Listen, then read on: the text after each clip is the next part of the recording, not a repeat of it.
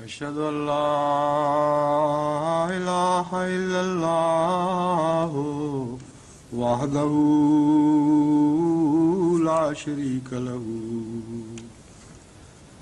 وأشهد أن محمدا عبده ورسوله أما بعد فأعوذ بالله من الشيطان الرجيم بسم الله الرحمن الرحيم الحمد لله رب العالمين الرحمن الرحيم مالك يوم الدين إياك نعبد وإياك نستعين اهدنا الصراط المستقيم صراط الذين أنعمت عليهم غير المغضوب عليهم ولا الضالين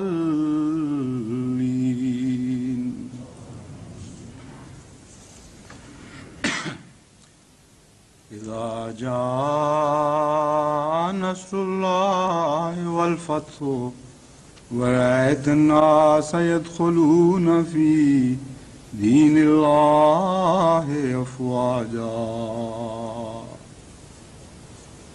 فسبح بحمد ربك واستغفره إنه كان توابا.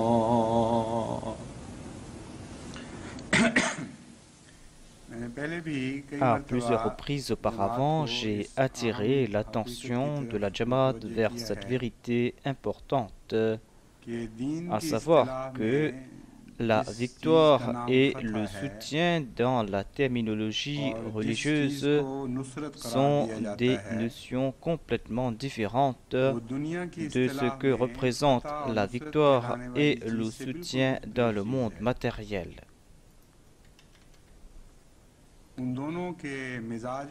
Ces notions sont différentes dans les deux domaines et leurs attitudes sont aux antipodes.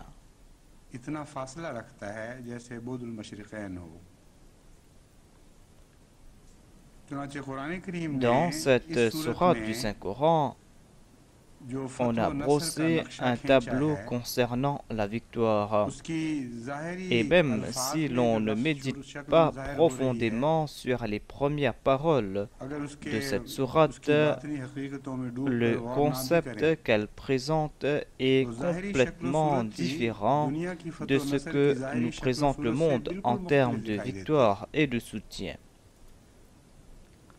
En ce bas monde, la victoire est synonyme de l'avilissement de l'ennemi, d'occuper la terre des autres et d'y créer l'anarchie. La victoire signifie conquérir les territoires des autres.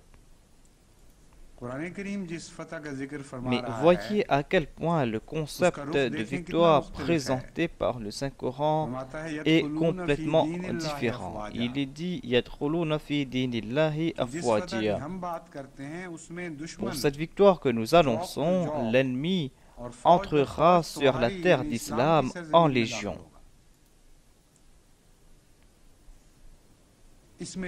Il y a là des indications subtiles que j'ai évoquées auparavant. Et aujourd'hui, je vais en faire mention d'une seule de ces indications.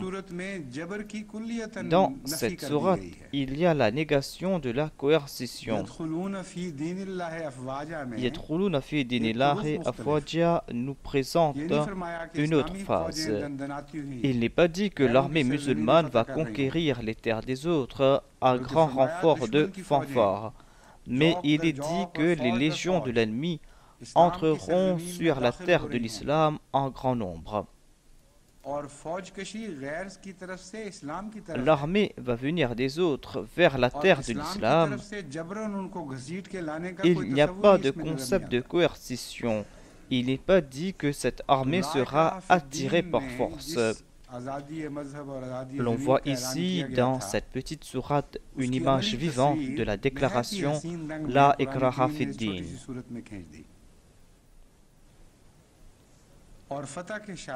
Comment les musulmans vont-ils exprimer leur joie? On va annoncer « Nous avons eu la victoire ». Il est dit donc إذا جاء نصر الله والفتح ورأيت الناس يدخلون في دين الله أفواجا فسبح بحمد ربك واستغفره إنه كان توابا. Lorsque vient l'aide d'Allah et la victoire, lorsque vous allez voir cette grande victoire, exprimez votre joie en chantant la gloire de Dieu, en proclamant son unicité et en faisant l'istighfar. Dites que, ô notre Seigneur, nous ne méritons pas cette victoire que tu nous as accordée. Nos efforts n'ont servi à rien. Tu nous as accordé tout cela de ta part. En dépit de nos erreurs, tu nous as accordé cette victoire. Tasbih signifie que tu es le glorifié et tu ne commets point d'erreur. C'est grâce à toi que nous avons eu cette victoire. Tes plans sont parfaits et c'est grâce à tes plans que nous avons eu cette victoire. Et le sujet d'Istighfar nous fait comprendre qu'en dépit que ton plan était sans défaut, nous sommes coupables de faiblesse. Tu as fait un plan concernant la victoire de l'islam et nous sommes les ouvriers qui ont placé les briques. Mais nous ne l'avons pas fait de la meilleure façon. Nous n'avons pas suivi le plan que tu nous as donné et nous avons mal posé les briques et ce bâtiment pouvait s'écrouler. C'est pour cette raison que nous implorons ton pardon. Pardonne-nous, car nous ne méritons pas cette victoire. Tu nous as donné cette victoire en dépit de nos erreurs. Voyez donc à quel point l'attitude est différente. Voyez quelles sont les conditions qui sont attachées à une armée de conquérants. La Jamaat ne doit pas chercher de parallèle entre les victoires matérielles et les victoires religieuses. Il ne faut pas dire que ces deux victoires sont similaires et sont synonymes. Certains historiens musulmans ont commis cette erreur et ont nui gravement à l'islam. Lorsque les souverains musulmans ont conquis certaines terres, c'était des conquêtes politiques. Il n'y avait pas le concept de Yadkhuluna fi dinillahi afwaja. C'était en fait des victoires politiques, des victoires gagnées par la force de l'épée, des victoires gagnées par stratégie. L'on peut ici tout simplement se poser la question si du point de vue politique, une armée avait le droit de conquérir les terres d'une autre nation. On peut se poser cette question, mais il est complètement erroné de dire que toutes ces guerres tombent dans la catégorie du djihad de l'islam et que ces victoires étaient des victoires de l'islam. Les conquérants de l'islam, les véritables conquérants de l'islam étaient des saints, des amis de Dieu et des dévots. C'étaient les personnes qui servaient l'islam matin et soir, quelle que soit la situation politique. Regardez par exemple l'histoire de l'Inde. L'on peut accepter que Babar était le conquérant musulman de l'Inde, mais il ne peut être considéré comme le conquérant islamique. Les conquérants islamiques sont ceux qui, à l'instar de Nizamuddin Awliya et plein d'autres personnes, qui ont fait le serment de guider vers Dieu ces ignorants. Toute leur vie, ils ont respecté donc cet engagement qu'ils ont pris, à savoir qu'ils vont guider les ignorants vers Dieu et qu'ils vont leur accorder la lumière du Saint-Coran. La Jamaat Ahmadiyya ne doit donc jamais oublier cette vérité.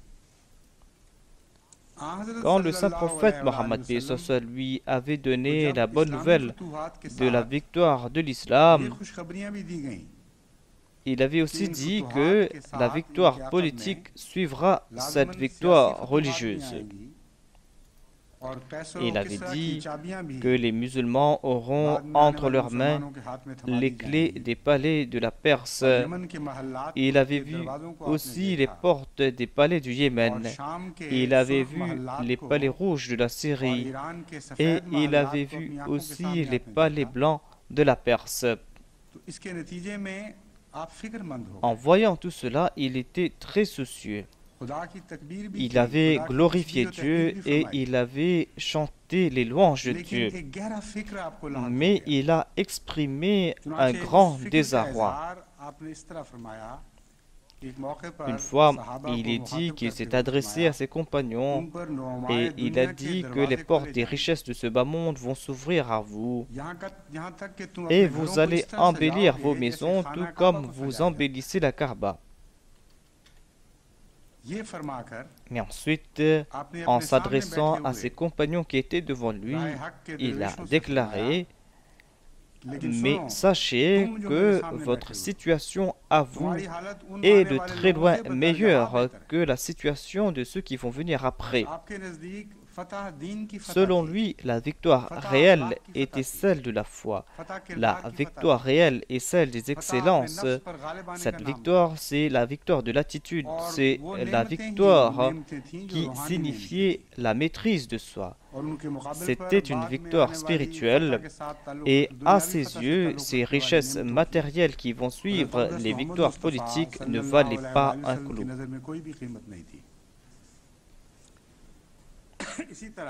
De même, Abu Saïd Khudri rapporte que le saint prophète Mohammed lui a déclaré: j'ai peur pour vous concernant l'éclat et la beauté de ce bas monde.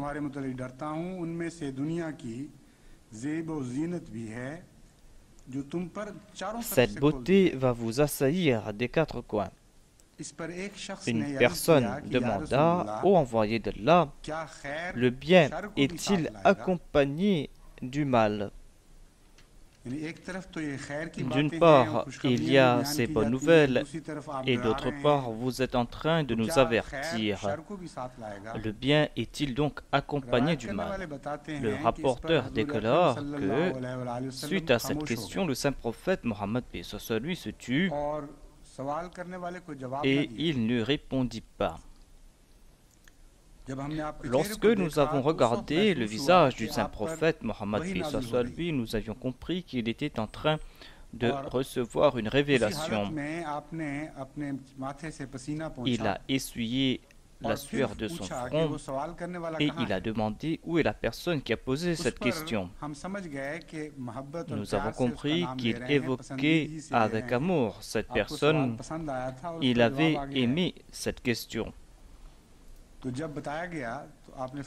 Il a répondu en disant: le bien n'engendra pas le mal. Le bien n'engendre pas le mal, mais lorsque vient le printemps, il pousse aussi ces plantes vénéneuses qui peuvent empoisonner les hommes et qui peuvent même tuer les hommes.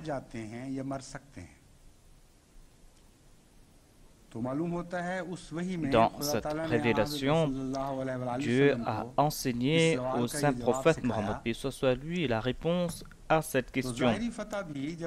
Lorsque les musulmans auront la victoire, ils peuvent conséquemment acquérir le bien.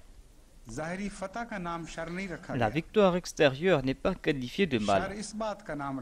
Le mal est cette plante vénéneuse qui sape la vie spirituelle du croyant.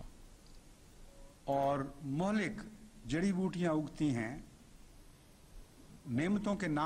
nom des faveurs, l'on acquit aussi des choses qui peuvent détruire la vie de l'homme. Si l'on s'en détourne, la victoire matérielle peut suivre la religion. Et on peut considérer cette victoire matérielle comme une grâce. Le saint prophète Mohammed lui a déclaré: les biens que reçoivent les croyants sont des faveurs lorsqu'ils s'acquittent de leurs devoirs envers Dieu. Lorsqu'ils dépensent dans le chemin de Dieu, lorsqu'ils dépensent pour les pauvres, lorsqu'ils dépensent pour aider ceux qui sont frappés de malheur. Il a déclaré, c'est là que les faveurs seront considérées comme des faveurs, et c'est là que ces faveurs matérielles ne vont pas se transformer en malheur. Mais c'est là quelque chose de secondaire. La véritable victoire est celle de la foi. Ce n'est pas une victoire sur les corps, mais c'est une victoire sur les cœurs. Ces victoires ne prennent pas la vie des autres, mais ces victoires donnent la vie aux autres. Donc, la victoire de l'islam est une renaissance spirituelle. La victoire de l'islam est ce jour dernier qui augure la mort de Satan, mais qui accorde la vie à ceux qui sont purs. Les Ahmadis doivent tout le temps avoir leurs yeux focalisés sur cela et ne doivent pas quitter cela du regard un seul instant. Sinon, les victoires matérielles, les révolutions matérielles vont changer leurs priorités et vont leur mener dans la mauvaise direction. Et ils ne comprendront pas comment ils ont pu galvauder cette grâce que Dieu leur avait accordée.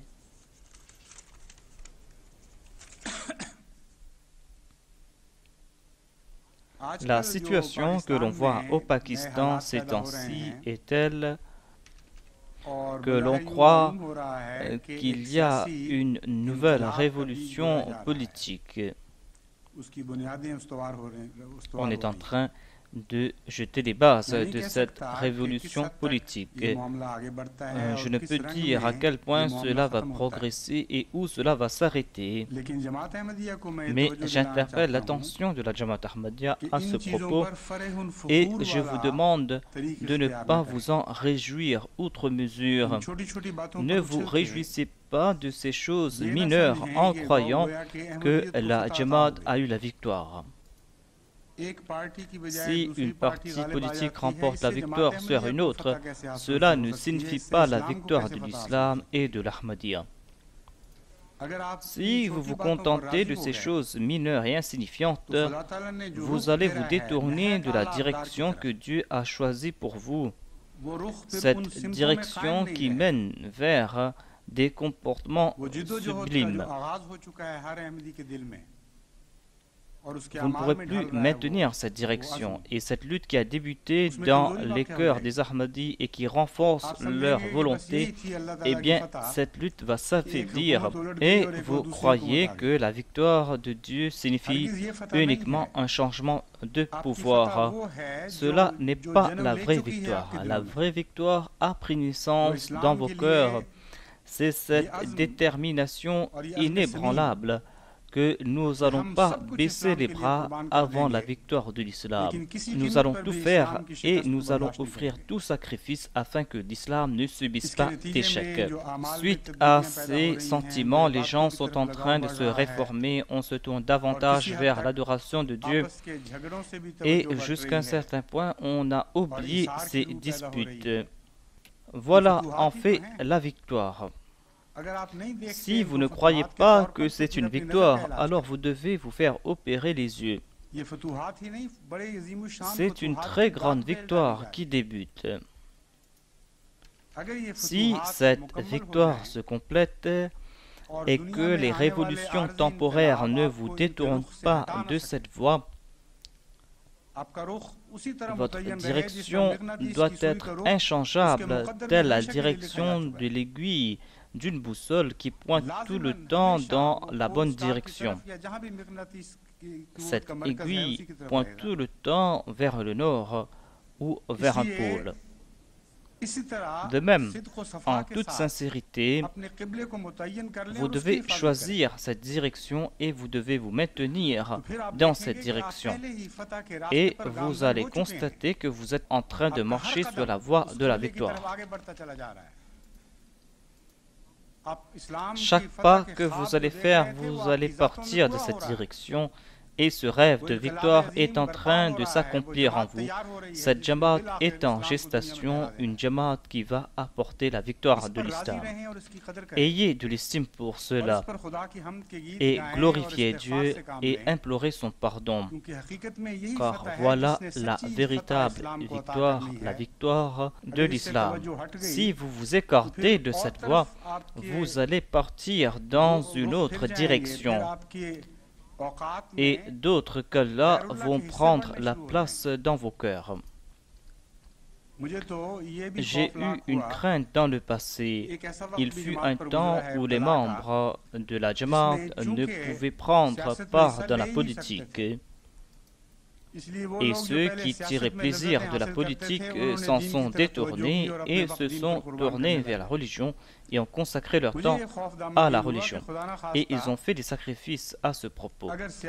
J'ai peur que si la porte de la politique s'ouvre de nouveau aux Ahmadis, et elle peut décréter ainsi, j'ai peur, attention, que ces gens se corrompent de nouveau et en tirent un mauvais plaisir de la politique. Attention qu'ils ne commencent pas à consacrer leur temps qu'ils donnaient à l'Ahmadiyya à la politique. La politique a trait, dans une certaine mesure, à la foi. Car il est dit que l'amour de la patrie fait partie de la foi. Et pour la patrie, on doit être intéressé par les affaires politiques du pays. C'est un aspect de la foi. Cela dépend tout simplement de l'intention et de l'attitude de la personne. Mais il y a aussi d'autres possibilités. Si la politique vous attire tel que le sucre attire certaines mouches, ou tel que des immondices qui attirent certaines mouches, si vous êtes complètement subjugué par la politique et que la religion devient quelque chose de secondaire, et que vous cherchez uniquement la victoire politique, alors ce sera là une très grande perte. Il y a donc plusieurs soucis qui m'assaillent en raison de ces changements. Et je suis en train d'avertir la Jamaat.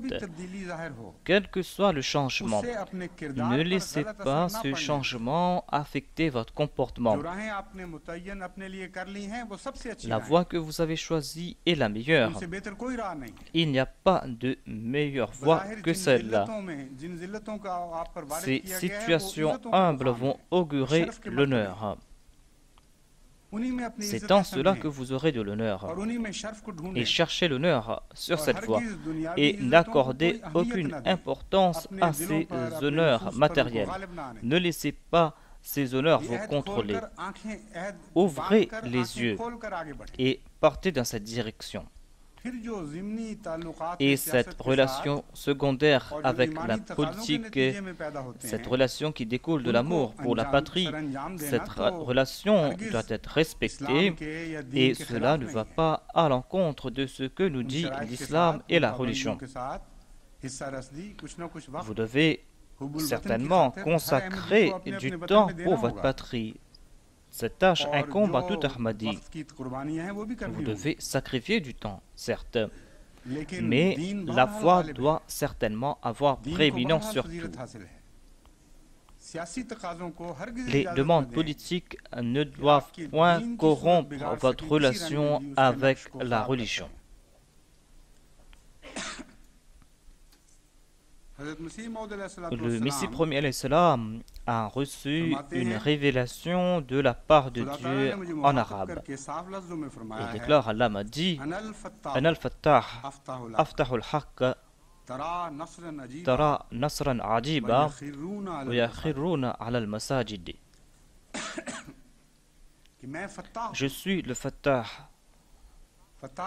Fattah signifie celui qui met fin aux ténèbres, celui qui apporte la lumière, celui qui transforme l'ignorance en savoir et celui qui juge.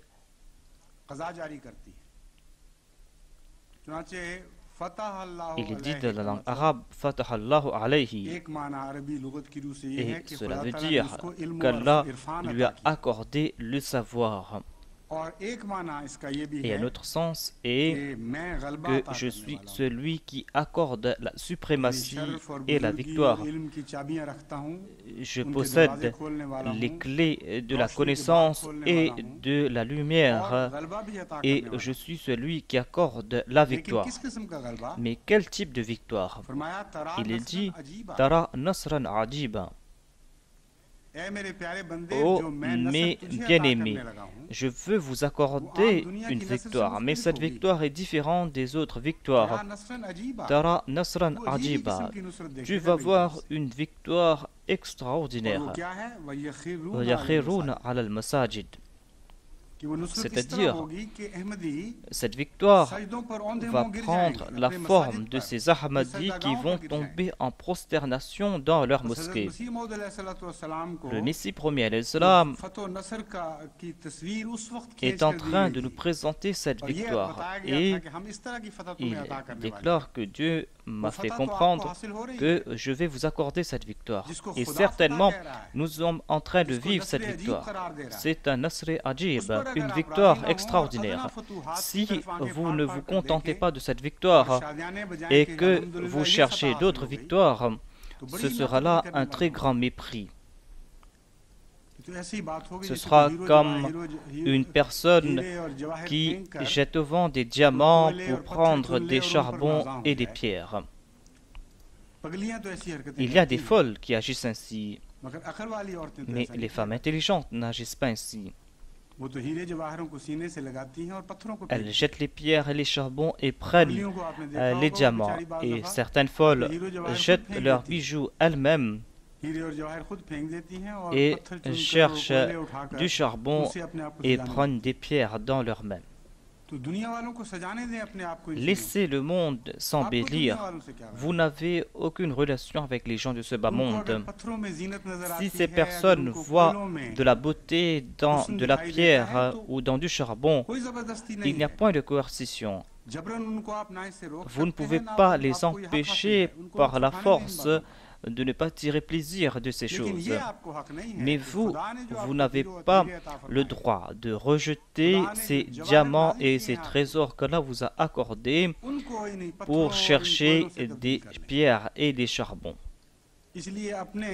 C'est pour cette raison que vous devez protéger vos trésors. Ces trésors qui ont été enfouis depuis des milliers d'années, des trésors que le Messie premier l'Islam nous a présentés. Il déclare, Dieu m'a accordé ces trésors et je suis en train de le présenter aux autres. Vous allez voir des victoires extraordinaires et les serviteurs de Dieu vont se prosterner devant Dieu. Et il a aussi dit, je vais t'honorer, je vais t'accorder davantage. Le Messie premier salam déclare dans une révélation, ces paroles ont été répétées. Il est dit que je vais t'honorer et je vais t'accorder davantage et je vais bénir tes traces, à tel point que les rois vont chercher des bénédictions de tes vêtements. Ici, les rois ont une importance secondaire. Les vêtements du Messie premier salam n'étaient pas sertis de diamants et de perles. Ce n'étaient pas des vêtements de soie. Il portait de simples vêtements et ces vêtements étaient usés.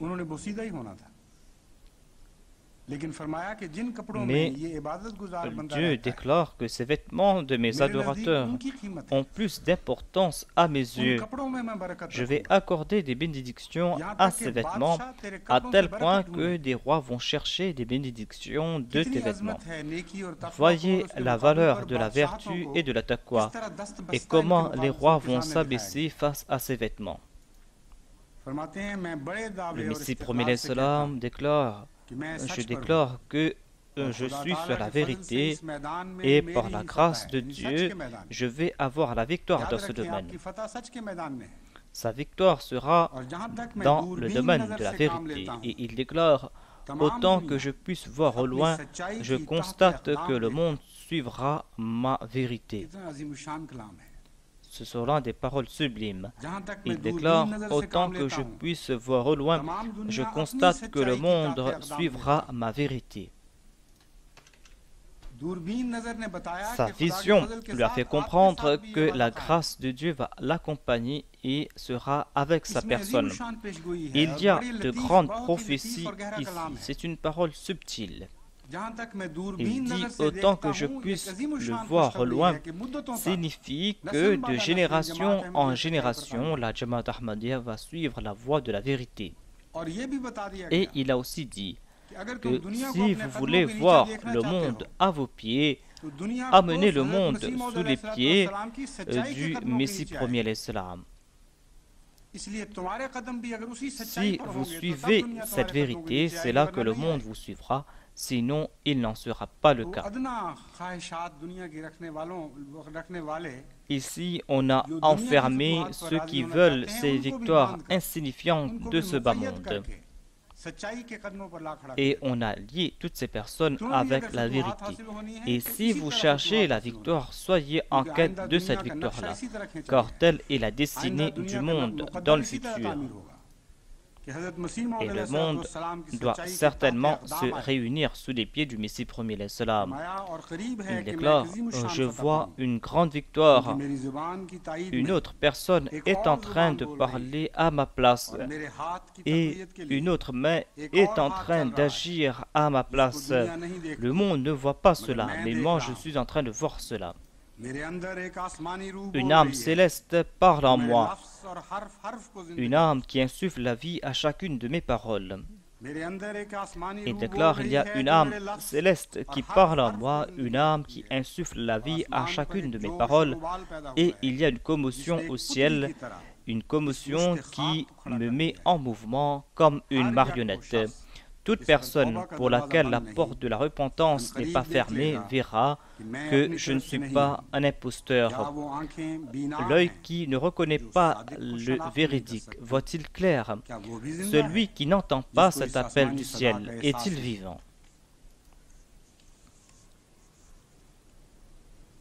Le saint prophète Mohammed lui avait utilisé le terme fatah dans un autre sens.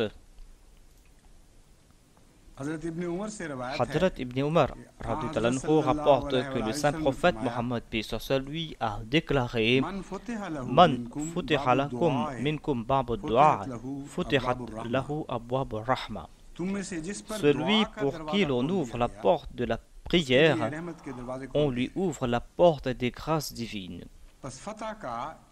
Il n'y a pas de meilleur concept de victoire ici. Ô Ahmadi, soyez bénis. Cette période d'épreuve vous a ouvert la porte de la prière. Ces maisons où la prière était inconnue, ces maisons maintenant s'emplissent de prière. Ces cœurs qui étaient négligents concernant la prière, maintenant ces cœurs sont en train d'implorer Dieu dans un très grand désarroi. Ces yeux qui ne connaissaient pas de larmes pour la cause de Dieu, maintenant ces yeux sont emplis de larmes. Ce ne sont pas là des histoires fantaisistes. Ce sont des faits qui sont écrits dans les pages de l'histoire avec une encre indélébile. Il y a d'innombrables Ahmadis qui m'écrivent et qui disent que vous ne pouvez pas imaginer à quel point nos cœurs étaient morts auparavant. Jamais nous ne pensions à Dieu auparavant. Jamais nos yeux n'étaient en larmes pour la cause de Dieu. Mais maintenant, on pleure lorsqu'on mentionne le nom de Dieu. Le saint prophète Mohammed lui déclare que si la porte de la prière est ouverte pour vous, les portes des grâces divines s'ouvriront à vous.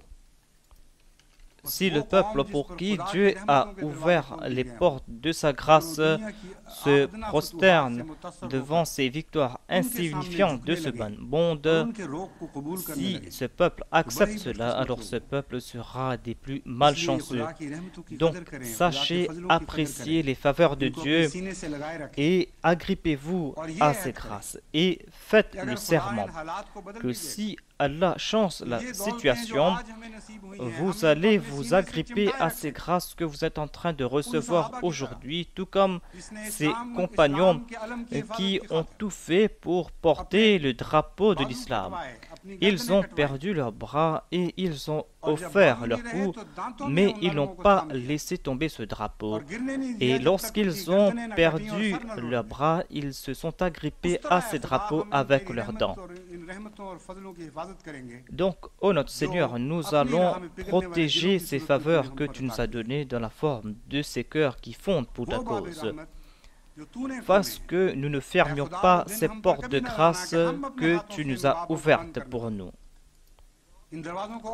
Ouvre davantage ces portes et que nous puissions profiter de tes bénédictions et de tes grâces de toute direction et en toute saison, et que ces pluies pleuvent sur nous pour tout le temps. Qu'Allah fasse qu'il en soit ainsi.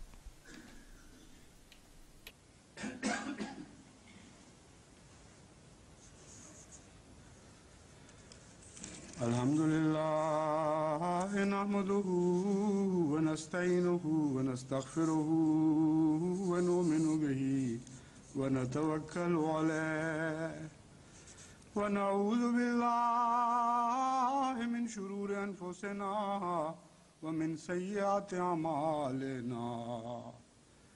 Man yahdihillahu fala mudilla lahu ومن يضلله فلا هادي له ونشهد أن لا إله إلا الله وحده لا شريك له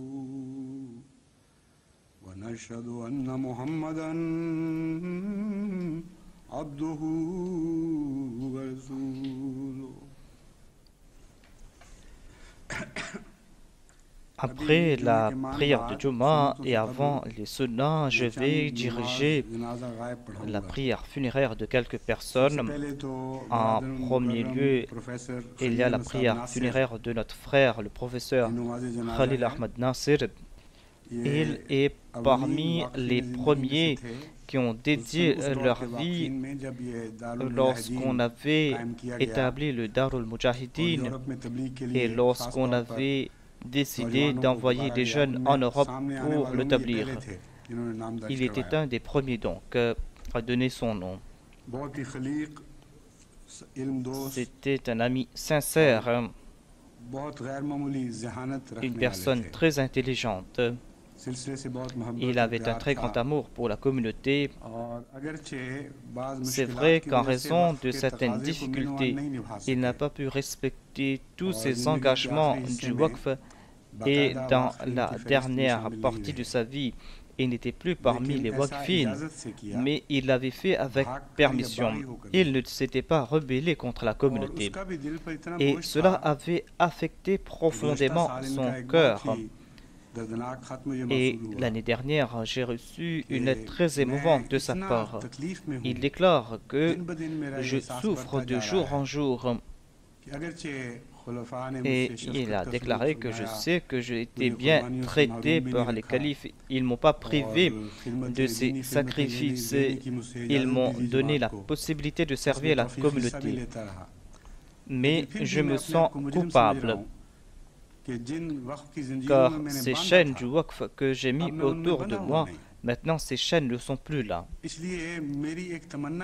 C'est pour cette raison qu'avant ma mort, j'ai le désir que vous m'écriviez une lettre de vous-même en me disant que vous me pardonnez et que, avec le cœur sincère, vous fermez les yeux sur cette action que j'ai accomplie et que vous allez prier pour mon pardon.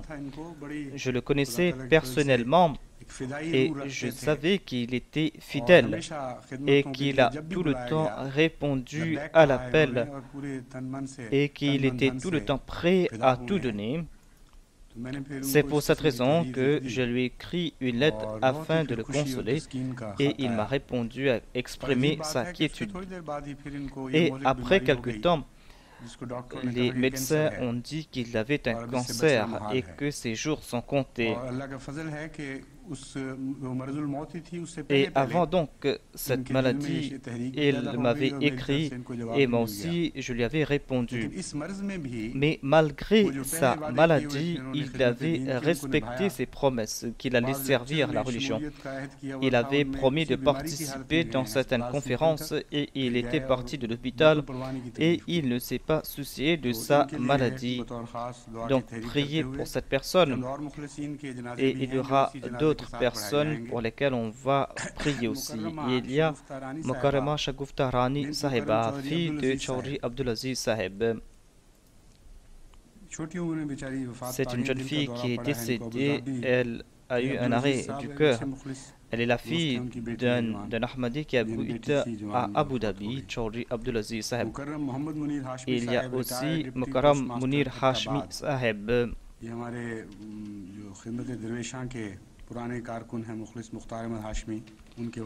Ensuite, il y a Mukarrama Hamida Begum Sahiba. Chaudhry Mohammad Nazim Sahib Bajwa est une personne très connue de la communauté. Au cours de la partition de l'Inde, lorsque les musulmans étaient en danger, ils partaient autour de Qadian afin de défendre les musulmans. C'était une personne très brave et qui a défendu ces villages musulmans. Et il était une figure de légende. Avec sagesse et avec bravoure, il avait défendu les musulmans. Cette qualité qu'il possédait le distingue des autres. Donc je vais diriger la prière funéraire de toutes ces personnes après la prière de Jumu'ah.